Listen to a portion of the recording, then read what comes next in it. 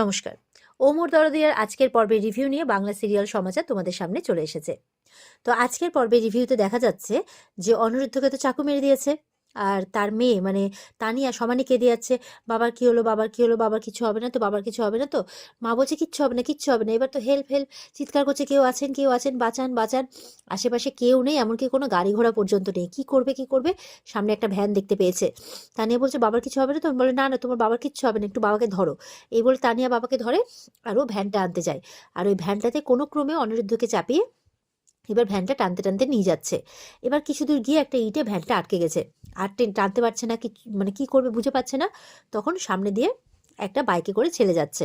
তো সেই ছেলেটাকে বলছে, দাদা দাদা একটু একটু শুনুন না, শুনুন না, আমরা খুব বিপদে আছি, আমার স্বামী খুব বিপদে, ওকে কেউ ছুরি মেরেছে, একটু চলুন না, আমি ভ্যানটা টানতে পারছি না, একটু সাহায্য করুন না। বলে এ বাবা কি করে হলো এইসব, আচ্ছা দাঁড়ান দাঁড়ান। তখন ছেলেটা কি করে, বেশ ভালো ছেলে, ও বাইকের সাথে মানে একটা দড়ি বাঁধে, আর মানে ভ্যানের সাথে বাইকের সাথে একটা দড়ি বাঁধে, আর ও বাইকটা মানে চালাতে থাকে, আর তার সাথে সাথে ভ্যানটা টেনে টেনে যাচ্ছে আর কি। তো এই করে কোনো ক্রমে হসপিটাল পৌঁছতো। এবার নার্স বলছে দাঁড়ান দাঁড়ান, আমি ডক্টরকে ডাকি, বলে দাঁড়ানোর টাইম নেই, ডক্টরকে ডাকুন তাড়াতাড়ি। খুব চিৎকার করছে পানি, চিৎকার শুনে ডাক্তার বেরিয়ে এসছে। ডাক্তার তো অনিরুদ্ধকে চেনে, বলছে আরে অনিরুদ্ধ চলুন চলুন, তাড়াতাড়ি নিয়ে চলুন, ওটিতে নিয়ে চলুন। এই বলে ওটিতে গিয়ে সঙ্গে সঙ্গে কিন্তু অপারেশন শুরু হয়ে যায়। ওই ছেলেটাও কিন্তু সঙ্গে সঙ্গে ওখানেই আছে। এবার তো বাণীর মেয়ে সমানে কেঁদে যাচ্ছে, বাণী ঠাকুরের কাছে প্রার্থনা করছে। তারপর বলছে না আমাকে বাড়িতে জানাতে হবে, যে করেই হোক বাড়িতে তো খবরটা দিতেই হবে। ওদিকে তো মৌলিকে দেখতে এসেছে। তো এবার ছেলের মা বলছে, আচ্ছা আমাদের ছেলে তো প্রচুর পড়াশোনা করেছে, প্রচুর সুন্দর চাকরি করে, আবার হচ্ছে তার বাবার ব্যবসাও জয়েন করবে। তা আপনার মেয়ের কি গুণ আছে শুনি? ও নাকি শুধু ককটেলই বানাতে পারে? তা গান পারে, গান করতে পারে? মৌলির মা বলছে না, ও গান শেখেনি, তবে ও নাচ শিখেছে 7 বছর। তো ছেলের মা বলছে না না, ওইসব নাচ টাচ আমার পরিবারে চলে না। মৌলি বলছে নাচ করলে না মানে ওয়েট কমে। ছেলের মা একদম এই মোটা সোটা তো একদম বলেছে, ছেলের মা চুপ করে গেছে। ঠাম্মি বলছে তা তুমি গান করতে পারো? ছেলে বলছে হ্যাঁ আমি গান করতে পারি। বলে ঠিক আছে তাহলে শোনাও দেখি একটু। তখন দাদু ঠাম্মির দিকে তাকিয়ে আছে। ঠাম্মি মনে বলেন এই খালি আমার দিকেই তাকাবে, কোনো কিছু হলে খালি আমাকেই বলবে, আমার দিকেই তাকাবে, যেন আর কাউকে দেখতেই পায় না। দাদু তো বলছে এই সব কিছু নিশ্চয়ই নয়নেরই কাজ, এর ছাড়া এরই ট্রেনিং পেয়ে মৌলি এরকম বলছে। তো বলছে হ্যাঁ আমি পারি গান করতে।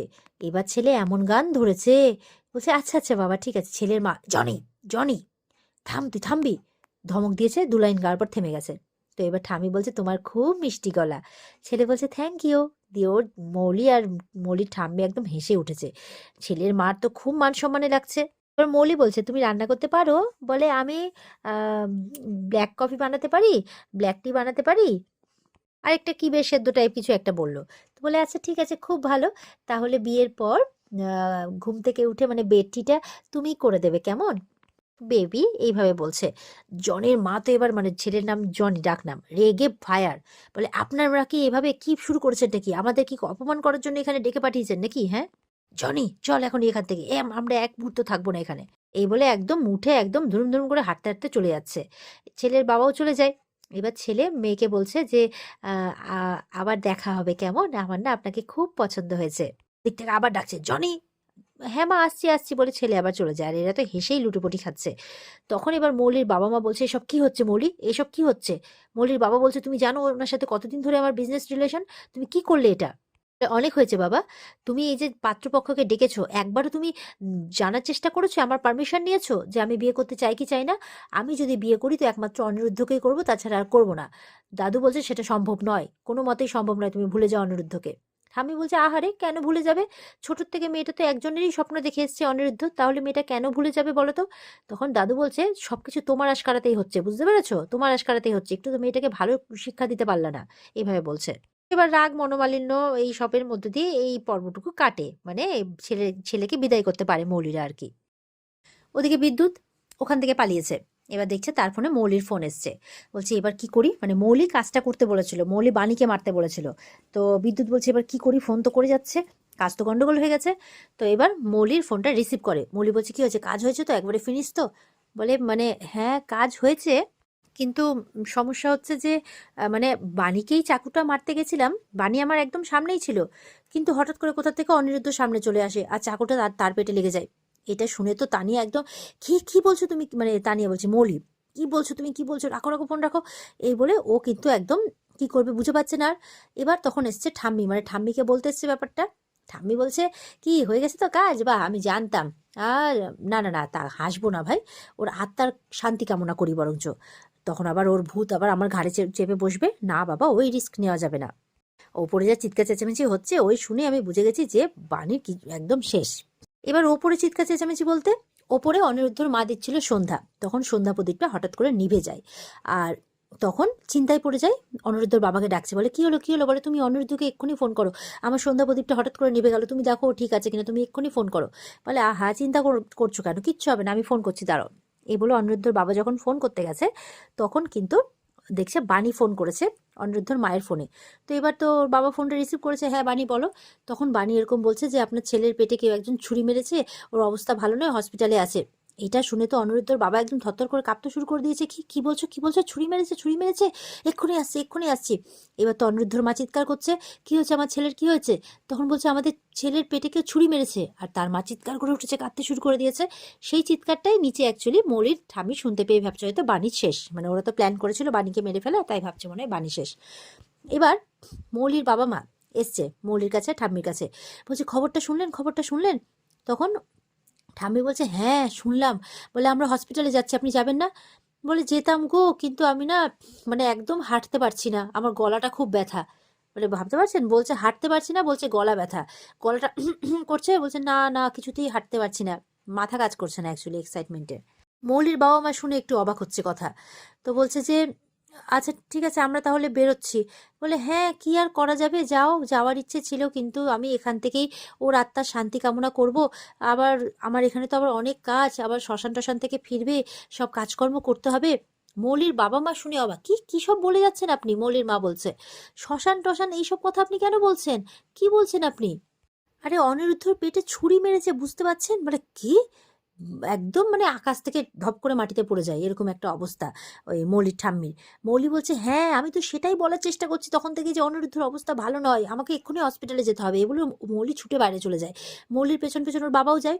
এবার মৌলির মা যেতে গিয়ে বলছে কিন্তু আপনি ওরকম কথা কেন বললেন, শ্মশান শ্রাদ্ধ এইসব কথা আপনি কেন বললেন বলুন তো। তখন মৌলির ঠাম্মি চুপ করে আছে, বলে সেই তো কি জানি কেন বলেছি, এরকম বলছে। ওদিকে এবার হসপিটালে অনিরুদ্ধর বাবা মা পৌঁছে গেছে, সেই সঙ্গে ওখানে কিন্তু মৌলিও পৌঁছে গেছে। এবার মৌলি মানে বিদ্যুৎও ঢুকেছে, বিদ্যুৎকে সাইডে নিয়ে গিয়ে বিদ্যুতের কলার চেপে ধরে বলছে তোকে আমি শেষ করে দেব, তোকে আমি বললাম বাণীকে শেষ করতে আর তুই আমার উডবিকে শেষ করলি, উডবি করলি, তোকে আমি শেষ করে দেবো একদম, তোকে আমি ছেড়ে কথা বলবো না, যদি অনিরুদ্ধর কোনো কিছু হয়েছে তুই শেষ। এই বলে মৌলি চলে যায়। এবার তো মানে ভাবছে বিদ্যুৎ ভাবছে এই রে কি হলো রে, এই মেয়েটাকে তো আমার ডেঞ্জারাস লাগে, আমি এবার কি করি, যদি অনিরুদ্ধ যদি উপরে যাওয়ার টিকিট কেটে ফেলে তাহলে আমার কি হবে, আমাকে তাহলে পটলডাঙ্গা যাওয়ার টিকিট কাটতে হবে, এরকম কথাবার্তা বলছে। অনিরুদ্ধর বাবা মা তো বলছে কি কি আমার ছেলে কেমন আছে কেমন আছে আমার ছেলে। তখন ডক্টর বেরিয়ে এসছে, এবার ডক্টর তো চুপ করে আছে কিছু বলছে না। ওরা ডক্টরকে জিজ্ঞাসা করছে কি হলো বলুন, বানিয়ে জিজ্ঞাসা করছে কি হচ্ছে, উনি কেমন আছেন কেমন আছেন। অনেকক্ষণ চুপ থাকার পর ডক্টর বলছে যে সরি উনি কোমাতে চলে গেছেন। এটা শুনে তো সবাই জাস্ট শক পেয়ে গেছে, কি কি না না না, এটা হতে পারে না এটা হতে পারে না, এটা কি করে হলো কি করে হলো। অনিরুদ্ধর বাবা বলছে হোয়াট নেক্সট হোয়াট নেক্সট, বলুন এরপরে কি করণীয় বলুন, আপনাদের এখানে কি ট্রিটমেন্ট হবে নাকি আমি এয়ার অ্যাম্বুলেন্সে করে আমার ছেলেকে সিঙ্গাপুর বা অন্য কোথাও নিয়ে চলে যাব।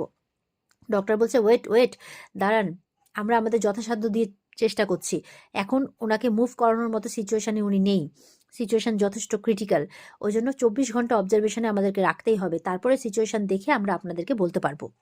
এবার কিন্তু বাণীর শাশুড়ি বাণীকে উল্টোপাল্টা বলছে যে কি হলো, আর কি ক্ষতি করবে তুমি আমাদের, হ্যাঁ তোমার জন্য রায় পরিবারের সাথে আমাদের সব সম্পর্ক ছিন্ন হয়ে গেছে, তোমার জন্য আজকে আমার ছেলেটা মরতে বসেছে, আমার তো একটাই ছেলে, ও চলে গেলে তো আমার সব কিছু চলে যাবে, আমার তো বাঁচার ইচ্ছেটাই থাকবে না। বাণী তুমি তো একজন মা, হ্যাঁ বুঝতে পারছো না মায়ের কষ্টটা, বুঝতে পারছো না।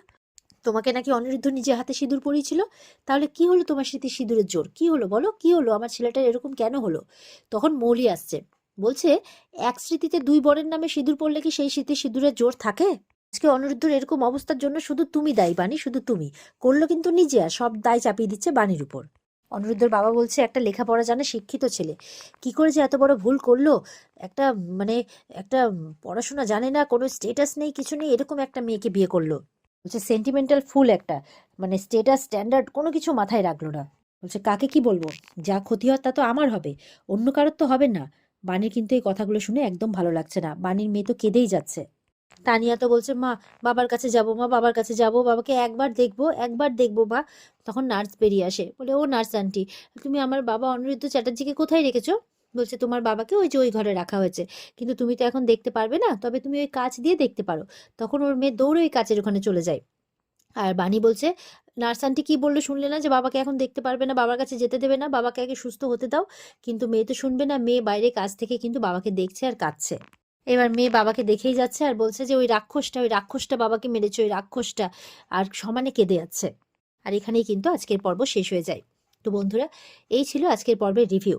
ভালো লেগে থাকলে পর্বকে লাইক কমেন্ট করে জানাতে ভুলবে না, আর আমাদের সাথে জুড়তে চ্যানেলকে সাবস্ক্রাইব করতে ভুলবে না।